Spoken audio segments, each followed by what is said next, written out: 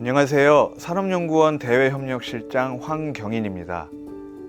산업연구원은 개원 50주년을 맞아 급변하는 산업환경과 주요 이슈들에 대해 세계 석학들의 통찰을 들어보기 위해 해외석학과의 대담 시리즈를 준비했습니다. 오늘은 와세다 대학교의 명예교수이신 우라타 슈지로 교수님과 이야기를 나눠보려고 합니다.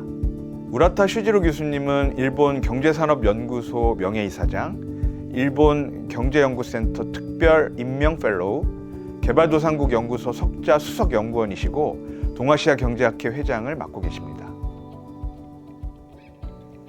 교수님께서는 일본을 포함해 전 세계적인 산업정책 시대의 도래 현상에 대해 말씀하셨는데요. 첫 번째 질문은 2차 세계대전 이후 일본의 산업정책이 어떻게 변화해 왔는지 그 변천사에 대해 간략하게 설명 부탁드립니다. I think the post-World War II period that you mentioned, say from 1945 until the present time, we can divide this period into maybe 6 periods based on the distinct characteristics of industrial policies implemented in each stage. The beginning is the first period, which is 1945 through early 1950s.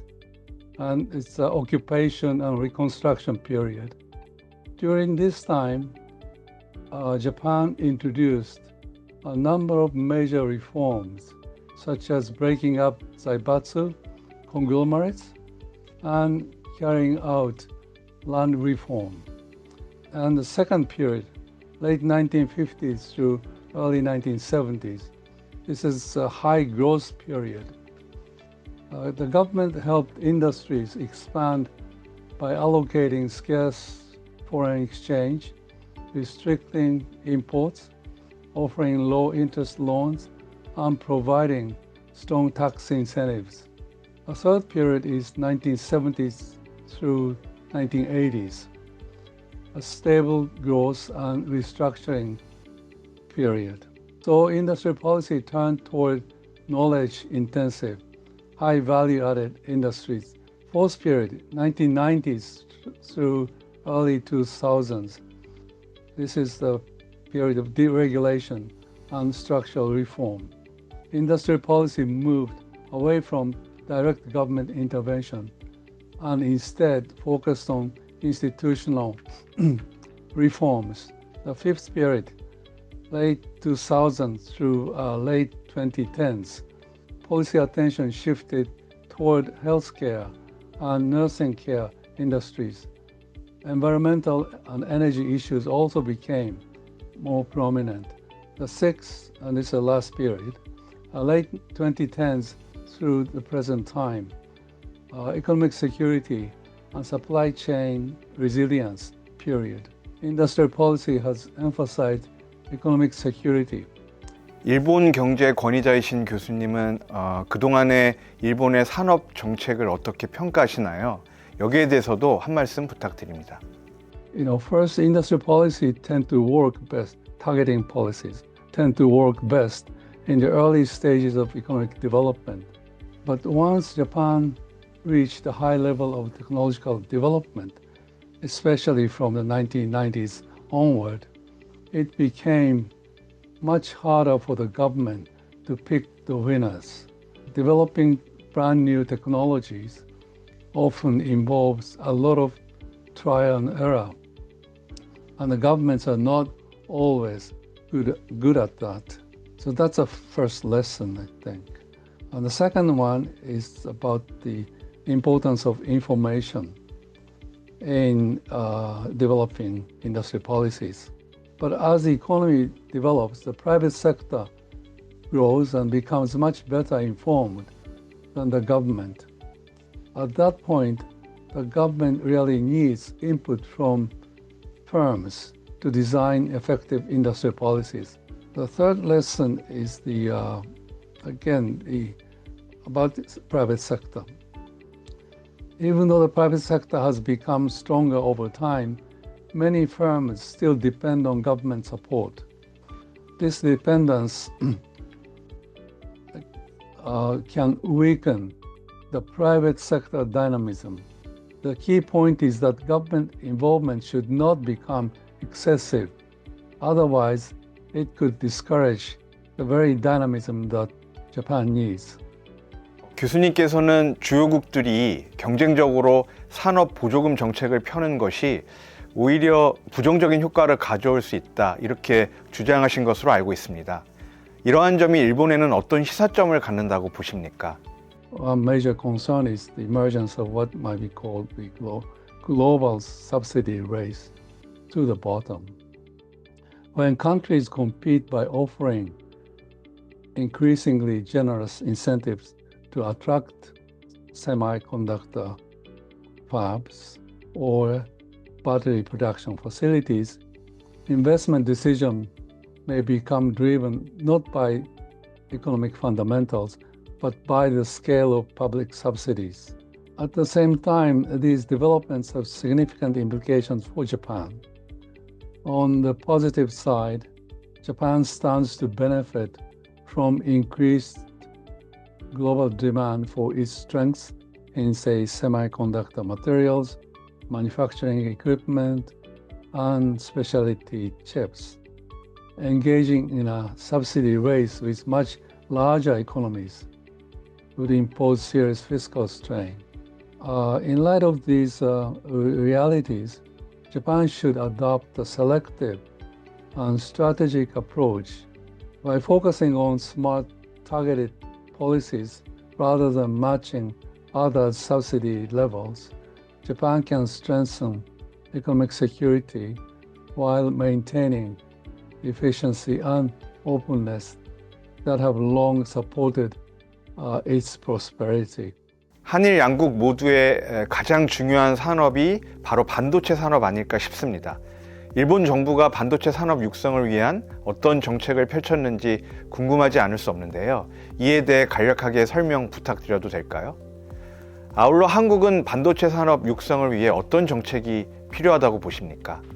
First, Japan has significantly upgraded its industrial policies for semiconductors in recent years, largely because the government now considers chips as essential for economic security.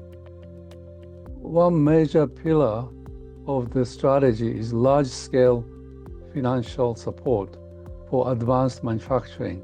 A second component of industrial policy is on semiconductor is strengthening R&D and forming innovation hubs. A third priority is human capital development. Facing a shortage of engineers, Japan is expanding semiconductor-related university programs and investing in training. Finally, Japan is enhancing international partnerships, especially with the United States, Europe, and Taiwan.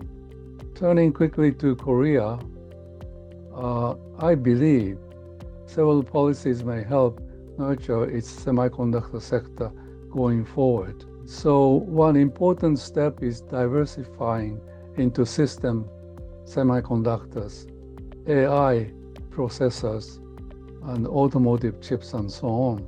Another priority is talent development. Like Japan, Korea faces severe labor shortages in semiconductor engineering. Expanding university programs and attracting global experts will be essential. In addition, Korea may benefit from stronger R&D collaboration, both domestically and internationally.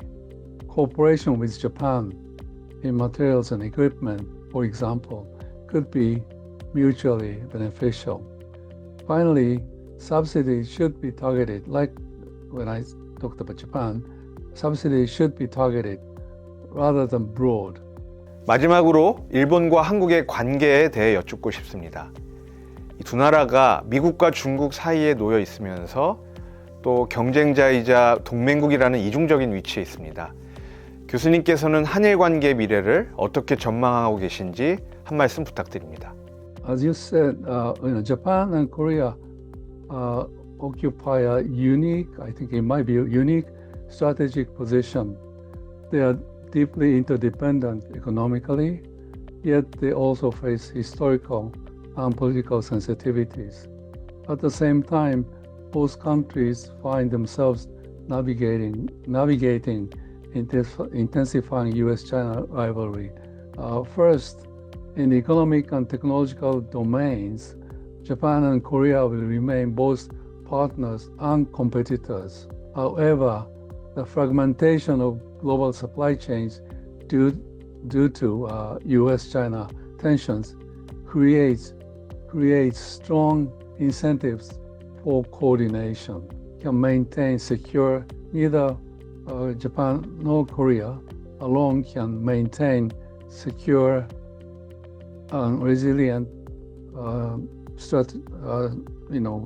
technological ecosystems. Second, geopolitical alignment will reinforce cooperation.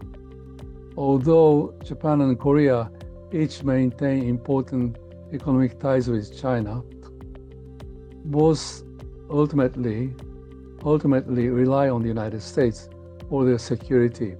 This alignment does not eliminate tensions, but it does create a shared strategic trajectory.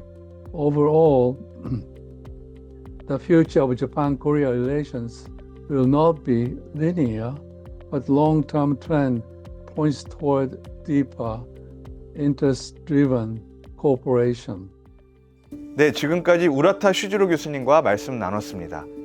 산업연구원 50주년 특별기획 해외석학과의 대담은 앞으로도 계속 진행될 예정입니다.